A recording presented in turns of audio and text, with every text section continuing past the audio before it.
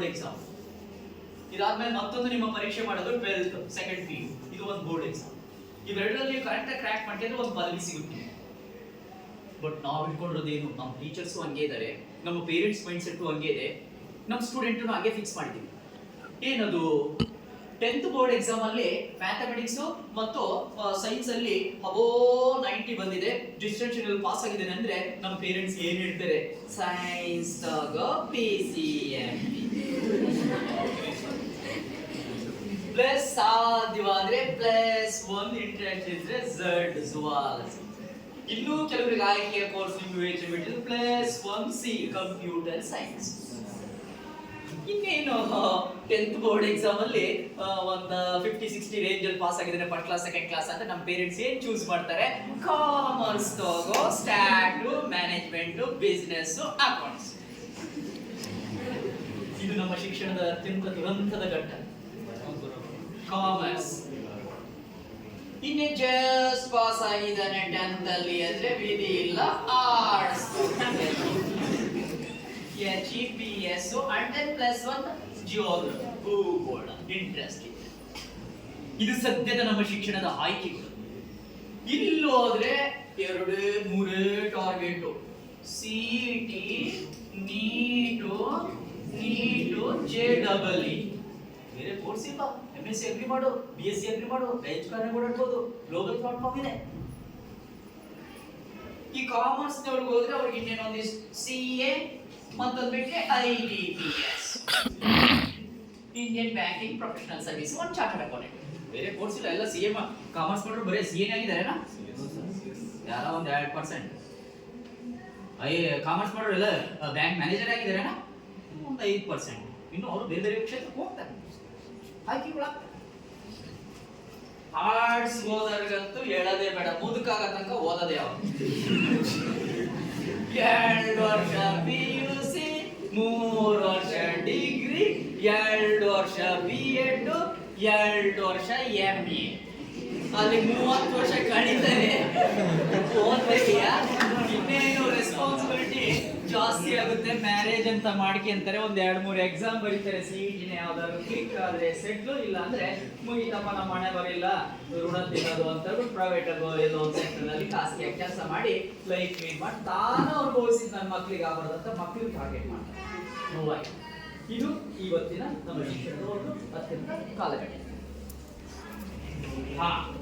ಕ್ಲಾಸಿಗೆ ಹೋಗ್ಬಿಡ್ತೀನಿ, ಸಮಯ ಬಹಳ ಬೇಕು ನನಗೆ, ನಿಮ್ಗೆ ಎಲ್ಲದನ್ನು ರೀಚ್ ಮಾಡ್ಬೇಕು ಇವತ್ತು. ನೋಡಿ, ಈ ನೋಕಿಯೋ ಕೀಪ್ಯಾಡ್ ಮೊಬೈಲ್ 8 ವರ್ಷದಿಂದ ಬಳಸ್ತಾ ಇದ್ದೀನಿ. ನನ್ನ ಲೈಫ್ ಅನ್ನ ಕೊಟ್ಟಂತ ಮೊಬೈಲ್ ಇದು. ನಾನು 10 ಲಕ್ಷ ಬ್ಯಾಂಕ್ ಬ್ಯಾಲೆನ್ಸ್ ಇಟ್ಕೊಂಡಿದ್ದೀನಿ. ಮನಸ್ಸು ಮಾಡಿ 1 ಲಕ್ಷದ ಮೊಬೈಲ್ ಈಗಲೂ ಪರ್ಚೇಸ್ ಮಾಡ್ಬೋದು, ಬಟ್ ಮೊಬೈಲ್ ಯೂಸ್ ಮಾಡಲ್ಲ. ಮೊಬೈಲ್ ಓದಿದ್ರೆ ನನ್ನ ಲೈಫ್ ಹಿಂಗೆ ಆಗ್ತಿರ್ಲಿಲ್ಲ, ನನ್ನ ಲೈಫಲ್ಲಿ ಸಕ್ಸಸ್ ಆಗ್ತಿರ್ಲಿಲ್ಲ. ನಾನೆಲ್ಲ ಬುಕ್ ಓದೋದು, ನನ್ನ ರೂಮಲ್ಲಿ ಒಂದು ರ್ಯಾಕ್ ಬುಕ್ಗಳೇ ಇದೆ. ಇನ್ನು ಬೆಳಕರೆ ತನಕ ಕೂತಿದ್ದು ಪಾಠ ಮಾಡ್ತೀನಿ, ಅಷ್ಟು ಸೋರ್ಸ್ ಐತೆ. ಅದು ನಿಂತಿರೋದು ಯಾವುದೇ ನಾನು ಹೋದ್ರೆ ನಾನು ದುಡ್ಡಲ್ಲಿ ಒಂದು 20% ಖರ್ಚು ಮಾಡಿರೋದು ಯಾವುದು ಅಂದರೆ ಬುಕ್ಸ್. ಯಾವ್ದಾದ್ರು ಒಳ್ಳೇದು ಕಾಣಿಸ್ತು ನನಗೆ, ಅದು ಇಂಟ್ರೆಸ್ಟ್ ಇದೆ ಅಂತ ಅದನ್ನ ಪರ್ಚೇಸ್ ಮಾಡಿ ಹಂಗೆ ಬಿಡಲ್ಲ. ಅದನ್ನ ಅದ್ರಲ್ಲಿ ಏನೈತೆ ಅಂತ ಕೆದಕ್ತೀನಿ, ಒಂದು ಡೈರಿ ಬರೀತೀನಿ. ಮೊನ್ನೆ ಆನ್ಲೈನ್ ಕ್ಲಾಸ್ ಅಂತ ಬಂತಲ್ಲ ಕೋವಿಡ್ ಅಲ್ಲಿ, ಟೈಮ್ಸ್ ಪತ್ರಿಕೆ ವರದಿಯಲ್ಲಿ ಹೇಳುತ್ತೆ ಆಘಾತಕಾರಿ 25-30% ಹುಡುಗ ಹುಡುಗಿಯರು ಮೊಬೈಲ್ ಇಂದ ಹಾಳಾಗಿದ್ದಾರೆ. ಇವತ್ತು ಮೊಬೈಲ್ ಅನ್ನು ಮಿಸ್ಯೂಸ್ ಮಾಡ್ತಾರೆ. ಅತ್ಯಂತ ದುರಂತದ ಸಂಗತಿ. ಒಳ್ಳೆ ಹ್ಯಾಪ್ ಇದಾವೆ, ಒಳ್ಳೊಳ್ಳೆ ಇನ್ಸೈಟ್ ಅಂತ ಒಂದಿದೆ, ಹ್ಯಾಪ್ ಡೌನ್ಲೋಡ್ ಮಾಡ್ಕೊ, ಎಂತ ಬದುಕು ಕಟ್ಕೋಬಹುದು. ಸಾಧನ ಅಂತ ಇದೆ, ಡೌನ್ಲೋಡ್ ಮಾಡ್ಕೊ. ಆಮೇಲೆ UCC ಅಂತ ಇದೆ, ಡೌನ್ಲೋಡ್ ಮಾಡ್ಕೊ. ಹಿಮಾಲಯ ಅಂತ ಇದೆ, ಡೌನ್ಲೋಡ್ ಮಾಡ್ಕೊ. ಇಡೀ ಜಗತ್ತನ್ನೇ ನೋಡ್ಬೋದು, ಅಮೆರಿಕ, ಜಪಾನ್, ಜರ್ಮನ್ ನಿನ್ನ ಹತ್ರನೇ ಇರುತ್ತೆ. ಬಟ್ ಅದು ಒಳ್ಳೆ ರೀತಿಯಲ್ಲಿ ಮಾಡೋ, ಮಿಸ್ಯೂಸ್ ಆಗಿ ಬಳಸಬೇಡಿ. ಮತ್ತೊಂದು ದುರಂತ ಏನು ಅಂದ್ರೆ, ಇದನ್ನ ನಾನು ಬಳಸ್ತಾ ಇರೋದು ಆಯಾ ಕಾಲೇಜ್ ಪ್ರಿನ್ಸಿಪಲ್ ಹತ್ರ ಡೇಟ್ ತಗೊಂಡು ವರ್ಕ್ಶಾಪ್ ಮಾಡಕ್ಕೆ, ಜೊತೆಗೆ ನನ್ನ ತಾಯಿ ಕಮ್ಯುನಿಕೇಟ್ ಮಾಡಕ್ಕೆ. ನಾನು ಕೊನೆ ಮಕ್ಕಳ ಬಗ್ಗೆ ಪ್ರೀತಿ ಜಾಸ್ತಿ ಅಂತೆ ಪೇರೆಂಟ್ಸ್, ಅಮ್ಮ ಗಂಡಾಗ್ಲಿ ಹೆಣ್ಣಾಗ್ಲಿ. ಅದು ಸೈಕಾಲಜಿ ಮೆಡಿಕಲಿ ಫ್ಲೂ ಆಲ್ಸೋ. ನಾನೊಂದು 2-3 ದಿನ ಫೋನ್ ಮಾಡಲಿಲ್ಲ, ನನ್ನ ತಾಯಿ ಜ್ವರ ಬಂದ್ಬಿಡ್ತಾವೆ, ಹೆಂಗಿದ್ದಾನೇನೋ ಮಗ, ನಿಮ್ಮ ವಿಶಸ್ ಬ್ಲೆಸ್ಸಿಂಗ್ ನನ್ನ ಮೇಲಿದೆ, ನಾನು ಚೆನ್ನಾಗಿದ್ದೀನಿ, ನೀವು ಚೆನ್ನಾಗಿರಿ ಅಂತ ನನ್ನ ತಾಯಿ ಕಮ್ಯುನಿಕೇಟ್ ಮಾಡಕ್ಕೆ ಇಟ್ಕೊಂಡಿದ್ದೀನಿ. ಮೊಬೈಲ್ ಬಳಸೋದು ಭಾಳ ರೇಟ್. ಒಂದು ರಿಕ್ವೆಸ್ಟ್ ಮಾಡ್ತೀನಿ, DS1 ಟೆಕ್ನಾಲಜಿ ಎಷ್ಟು ಇಂಪ್ಲಿಮೆಂಟ್ ಆಗುತ್ತೋ ಅಷ್ಟು ಡೇಂಜರಸ್ ಇರುತ್ತೆ, ನೆನ್ಪಿಟ್ಕೊಳ್ರಿ.